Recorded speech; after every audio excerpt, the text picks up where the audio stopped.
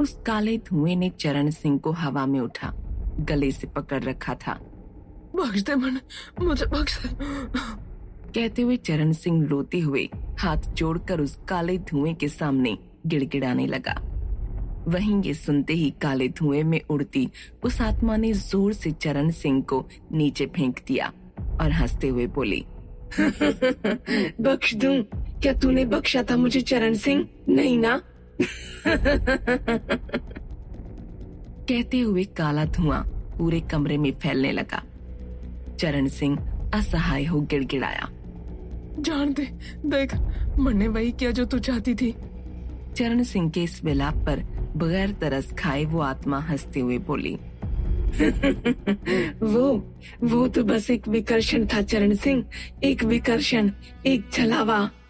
इधर खेतों से होते हुए पश्चिम के खंडहरों की तरफ तेजी से बढ़ती रानू ने सावधानी से अपने आसपास देखा और अपने पल्लू में छुपे श्रावणी के उस जिंदा उबलते खून को फिर एक बार कुटिल मुस्कान के साथ देख कहा, एक विकर्षण, ध्यान का भटकाना ही तो था वो सब कुछ।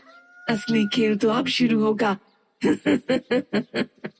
कहती हुई रानू अपनी जीभ उखाड़ती हुई एक बड़े खंडहर की ओर बढ़ने लगी। वहीं इधर महल में क्या? पीड़ा और गुस्से में राजा नरेंद्र सिंह चिल्लाए। उनकी मुट्ठी गुस्से से बंद हो चुकी थी, मगर सामने आचार्य आग्नेय थे। उसे ये सजा देनी जरूरी थी नरेंद्र सिंह।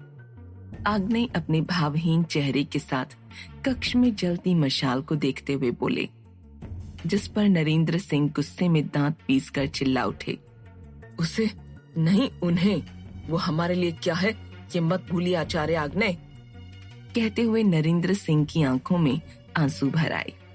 आपने उन्हें आग में झुलसाकर किसी अनजानी जगह में कैद कर दिया। क्यों जलाया? इस पर आपका तर्क है कि वो समय के किसी छोर पर पूरी दुनिया के लिए खतरा है। अरे कौन सा समय, कौन सा छोर? ये सब मन घड़ंत बातें करके आप किसको और क्यों डरा रहे हैं आचार्य? क्या आपने देखा है समय का कोई दूसरा छोर? नहीं ना? फिर क्यों जलाया इसका जवाब नहीं, और किस जगह जलाया उसे गुप्त रखने पर आपका तर्क ये है कि इससे हमारे भावनगर को खतरा है। क्या सारे खतरे हमारे इस राज्य पर ही उमड़ पड़े हैं अचानक, या हमने पूरी दुनिया के सारे खतरों की जिम्मेदारी उठा ली है आचार्य? हमें तो शक होने लगा है कि इस वक्त भावनगर पर असल में राज है किसका? कौन अपनी मनमानी चला रहा है इस समय? महाराजा नरेंद्र सिंह ने पहली बार आचार्य आग्नेय से इस तरह अपमानजनक बात कही थी।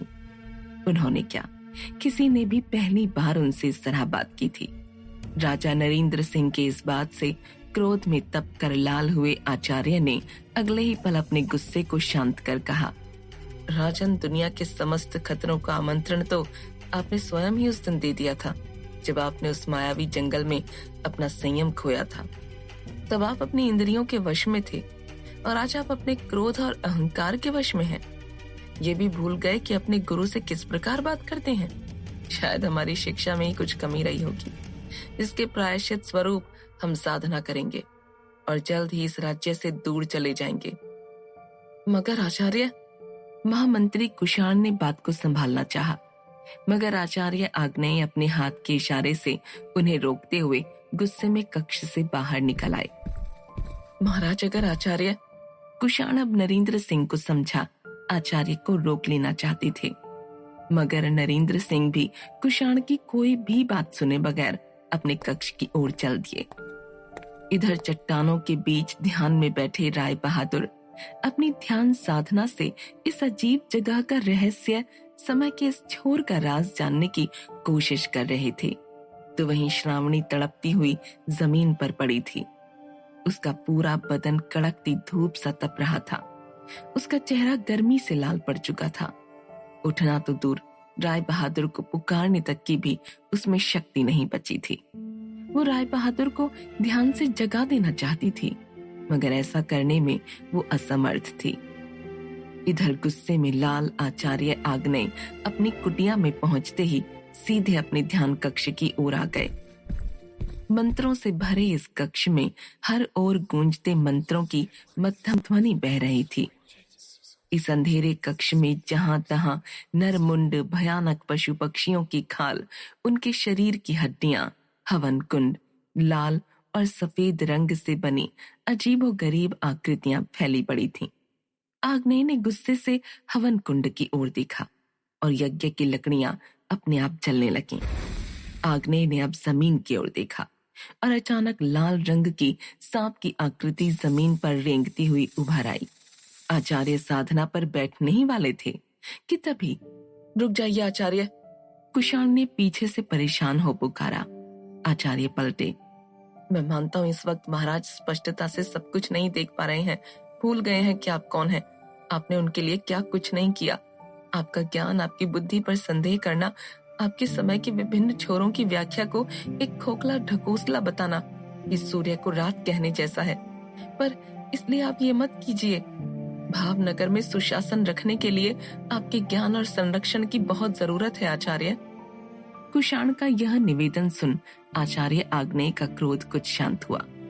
कुषाण की तरफ बढ़ उसके कंधे पर हाथ रखते हुए आचार्य बोले, कभी कभी हमारे मन में ये विचार आता है कुषाण की, क्या भावनगर की सत्ता नरेंद्र सिंह को सौंपकर हमने सही किया, या हमें अपने दूसरे शिष्य कुषाण पर अधिक विश्वास करना था? आंखों में आंसू लिए कुषाण ने कहा, आपके कोई भी फैसले गलत नहीं होते आचार्य। जरूर आपके इस निर्णय के पीछे भी भविष्य के गर्भ में कुछ बड़ी योजना छुपी होगी। पर आप जो कह रहे थे कि कोई समय के दूसरे छोर से यहाँ हमारे भावनगर में आप पहुंचा है, वो क्या? हम तुम्हारा कौतूहल समझ सकते हैं कुषाण, आग्नेय ने बीच में ही टोकते हुए कहा। नरेंद्र सिंह ये माने या ना माने, मगर सत्य इससे बदलता नहीं। आचार्य गंभीर मुख मुद्रा लिए झोपड़ी वाली उस भयावह स्त्री को याद कर बोले, उसने मुझसे खुद कहा था कुषाण, मैंने कहा था ना वो आएगा। वो आ गया है आग्नेय, वो आ गया है। भयानक स्त्री की उस बात को याद कर आचार्य आग्नेय के त्रिपुंड लगे ललाट पर चिंता की बादल घिराए। उसे मार पाना या खत्म करना असंभव है कुषाण। उसकी नियति पहले से ही लिखी जा चुकी है और इसीलिए समय के उस छोर से भावनगर की इस धरती पर आए उस खतरे को कमजोर करने के लिए हमने उस झोपड़ी के नीचे उसे आग के हवाले कर दिया। कौन आ गया है आचार्य? किसके आने पर वो चीख चीख कर नाच रही थी? आखिर किस बात से खुश है? लाल र कहते हुए कुषाण रुक गया। उसके चेहरे पर भी चिंता की लकीरें गहरा उठी। आचार्य ने चिंताग्रस्त होते हुए बताया, वो बात कर रही थी उस खून की कुषाण, वो खून जो समय के उस छोर पर श्रापित है, जो लाल रानी के फिर से लौटाने का जरिया बनेगा। वो खून जिसमें चांडाल आत्माएं रह पाएंगी, काली शक्तियां जिसके शरीर का इस्तेमाल कर पूरी दुनिया में हाहाकार मचा देगी, जो भावनगर की सूरत हमेशा हमेशा के लिए बदल देगी। वो खून भावनगर में आ गया है कुषाण, और उसे कमजोर करने के लिए ही हमने लाल रानी को आग के हवाले किया है, ताकि उसका ये दूसरा रूप, वो खतरा कमजोर पड़ जाए। लाल रानी के जलने के निशान उसके शरीर पर न भी दिखे तो कम से कम उसका तपकर लाल पड़ा शरीर देख हम उस शख्स को पहचान पाएं। वो जिस लिए भी यहाँ पर मौजूद है, वो करने से हम उसे रोक पाएं। आचार्य आग्नेय के सोचे अनुसार सचमुच वो खून तड़प रहा था।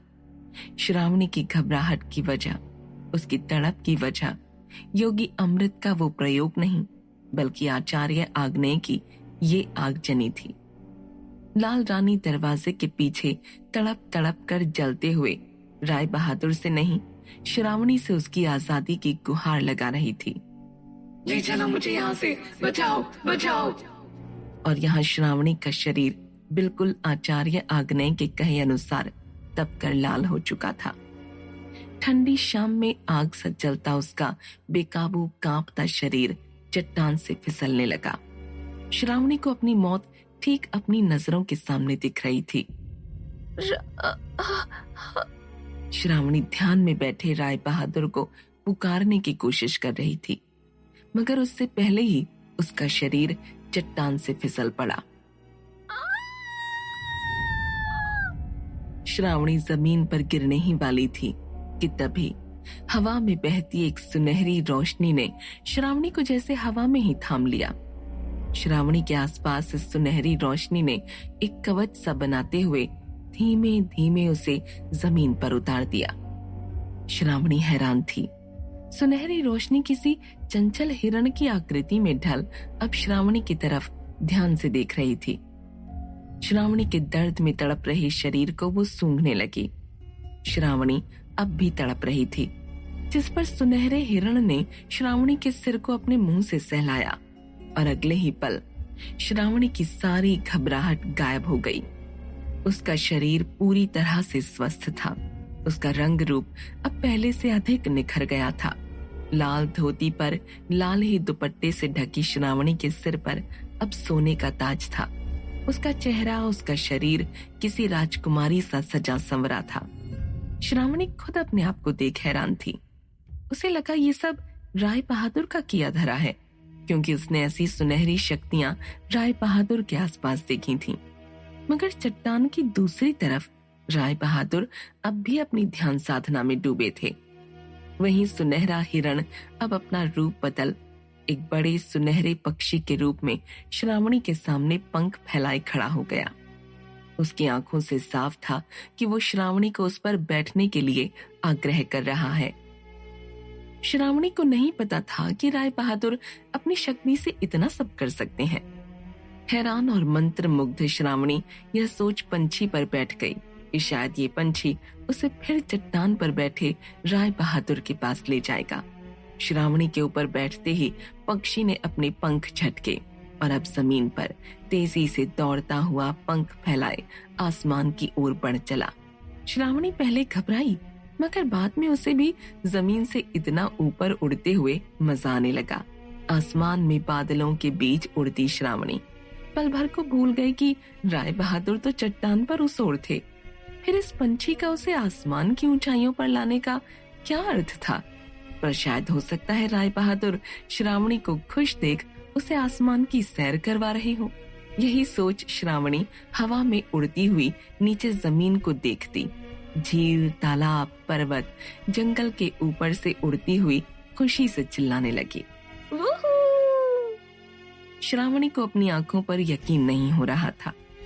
ये सफेद रुई से फैले बादल, ये सागर सा फैला आसमान, दूध की बर्फी सा चांद, ये टिमटिमाते तारों का बागान, काली अंधेरी रात में फैले सुनहरी रोशनी के वो पंख और उन पर खुशी से बैठी श्रावणी के लिए जैसे ये सब कुछ एक सपना था। बुरे सपनों के बीच वो लम्हा जिसे वो और जीना चाहती थी। उन बुरी आत्माओं से दूर, लोगों, गांव, परेशानियों से दूर वो बस उड़ना चाहती थी। तभी इधर चट्टानों के बीच हवा से 2 फुट ऊपर ध्यान में बैठे राय बहादुर का ध्यान टूटा। उनके शरीर से निकल रही अनेक रोशनियां धीरे धीरे शांत होने लगीं और धीमे से जमीन पर कदम रख उन्होंने अपने आसपास देखा, जैसे वो कुछ खोज रहे हों, ढूंढ रहे हों। श्रावणी, कहाँ गई ये लड़की? राय बहादुर ने श्रावणी को पुकारा, मगर श्रावणी आसपास कहीं भी नहीं थी। राय बहादुर ने हर ओर ढूंढा। श्रावणी, श्रावणी कहाँ हो तुम? हर ओर पुकारा, पर श्रावणी कहीं भी नहीं थी। राय बहादुर परेशान हो उठे। वहीं इस बात से बेखबर कि जिस सुनहरी रोशनी पर बैठी वो हवा में खुशी से उड़ रही है, वो राय बहादुर की नहीं है।